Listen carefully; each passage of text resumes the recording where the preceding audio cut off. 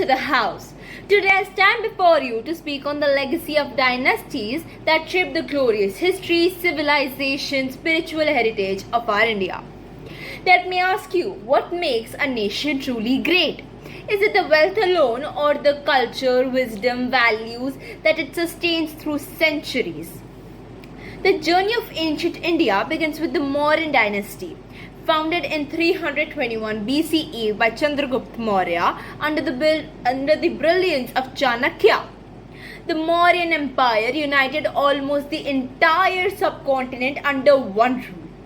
The greatest ruler, Ashoka the Great, after the Kalinga War, embraced the path of Dharma. Tell me more greater transformation than this, where a great conqueror became a messenger of peace. His lion capital at Sarnath, our national emblem today, still roars India's civilizational strength. Centuries later, the Gupta dynasty ushered in the golden age of India, under the rulers like Chandragupta, Samudragupta and Vijay Aditya.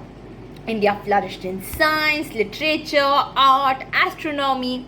Can we forget genius Aryabhatta, who gave the concept of zero, or Kalidasa, whose poetry still enchants the heart?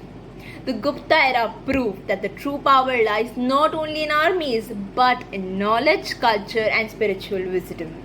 As time moved forward, India saw a rise of powerful regional empires. The Chalukyas of Deccan created a magnificent rock-cut temple at Badami and Aihole, leaving behind artistic marvels. Then came the Cholas, one of the greatest maritime powers of medieval India. They spread Indian culture across seas, leaving behind their mark from Southeast Asia to Sri Lanka. The temples still stand here, and I ask you, could such an architectural wonders be built without deep devotion and spiritual vision? And then comes the Vijayanagar Empire, which rose as a beacon of Hindu culture, learning in South India, with rulers like Krishnadev Rai. They revived Bhakti tradition, patronized literature, and stood as the guardian of our spiritual heritage against foreign powers. In the later period came Delhi Sultanate and Mughal Empire, leaving imprints on our administration and architecture.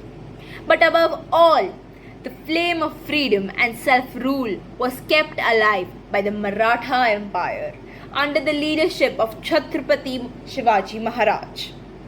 Was he just a warrior? Or was he just a visionary who dreamt of Swaraj, self-rule, when foreign powers dominated India? His guerrilla tactics, his navy, his forts, don't they still echo with the cry of courage?